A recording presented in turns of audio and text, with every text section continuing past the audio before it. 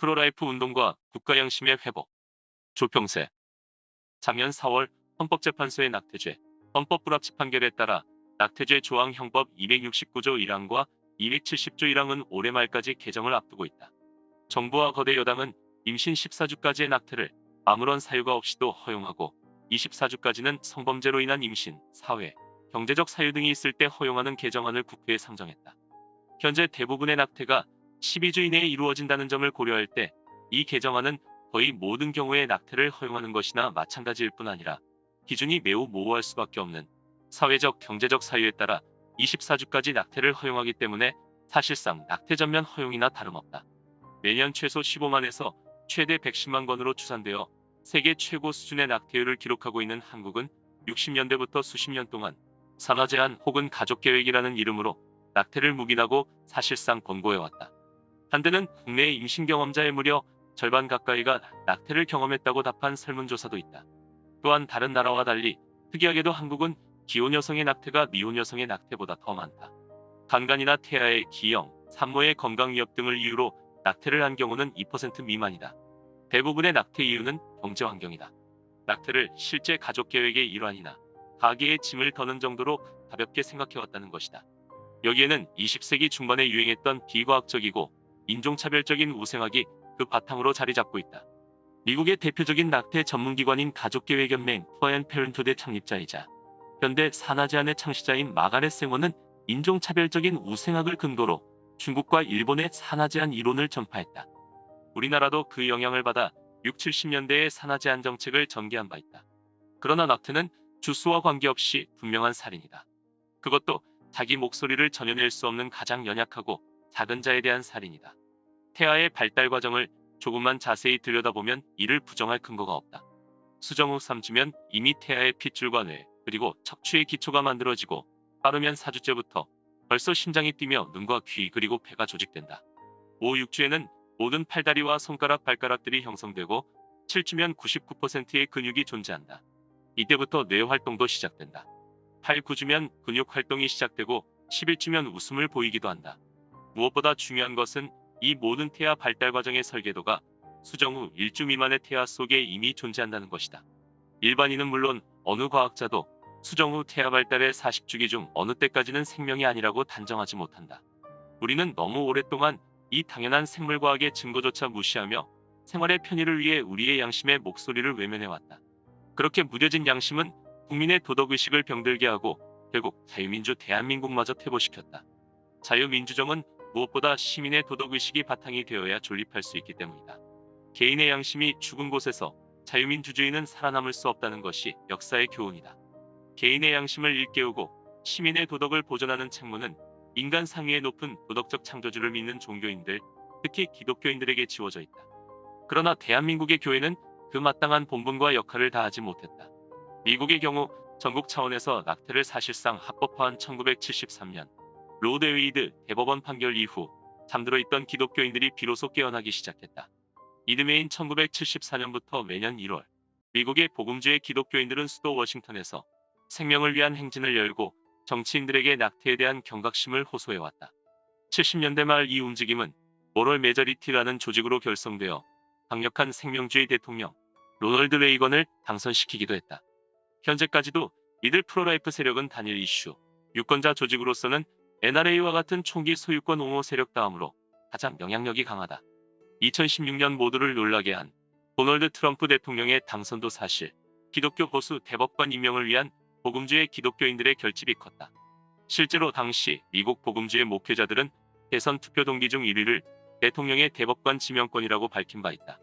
그해 초 갑자기 사망한 보수 대법관 안토닌 스칼리아로 인해 대법원 공석이 생겼고 트럼프 대통령은 2016년 TV 인터뷰를 통해 자신은 프로라이프이며 대법관으로 프로라이프 판사를 임명할 것이라고 선언한 것이다. 레이건 이후 두 명의 진보 대통령 클린턴, 오바마를 거치며 심각하게 좌경화되는 대법원을 목격한 많은 기독교인은 반신반의하며 트럼프를 선택했다.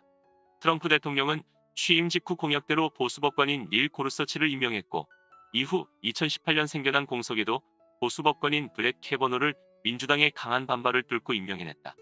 또한 그 외 200명 이상의 보수법관들을 연방법원에 임명시키고 대통령으로서는 처음으로 생명 행진 현장에 직접 나와 연설하기도 하는 등 역대 미국 대통령 중 가장 강력한 프로라이프 대통령으로 입지를 굳혀왔다.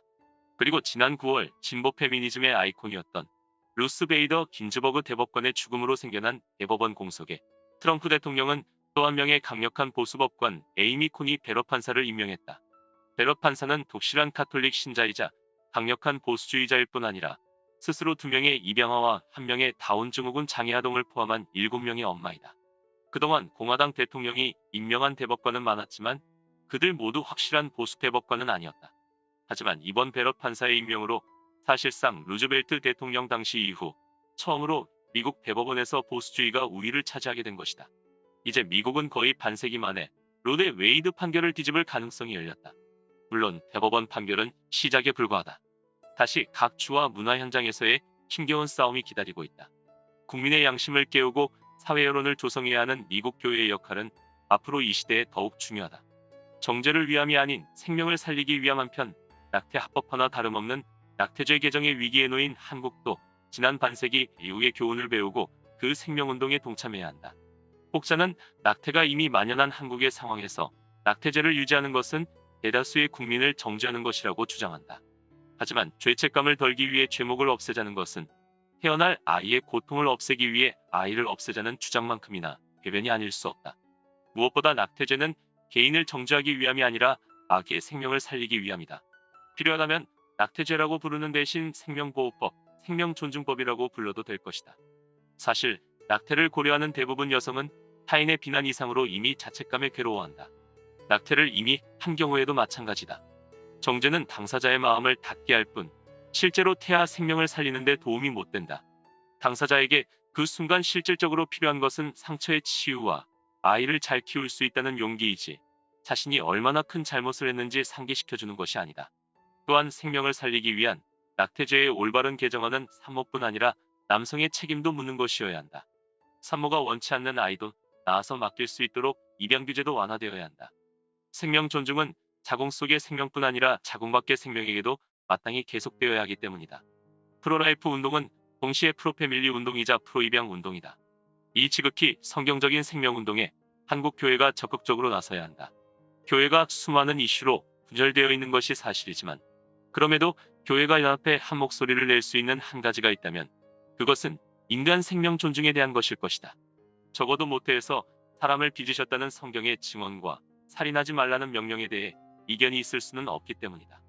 사실 미국도 레이건 이후 2번의 강력한 진보좌익 정권과 부시 정권의 테러와의 전쟁, 그리고 지난 4년 동안 트럼프 대통령을 겪으면서 한국과 마찬가지로 심각하게 양극화되고 사분우열되어 있다.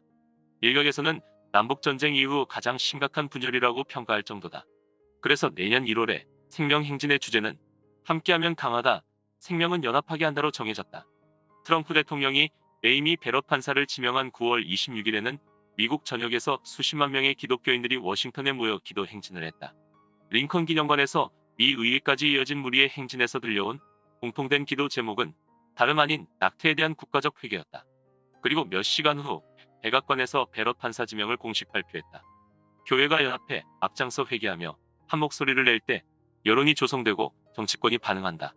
생명을 위한 싸움은 결국 영적 싸움이기 때문이다. 이번 낙태죄 개정을 둘러싼 논쟁을 계기 삼아 한국 교회도 다시 하나 되어 그동안 수많은 생명의 죽음을 외면한 것을 깊이 회개하고 생명 존중 운동을 일으켜 국가의 양심을 회복시켜야 한다. 내 이름으로 일컫는 내 백성이 자기를 낮추고 기도하여 내 얼굴을 구하고 자기들의 악한 길들에서 떠나면 그때 내가 하늘에서부터 듣고 그들의 죄를 용서하며 그들의 땅을 고치리라. 역대기하 7장 14절.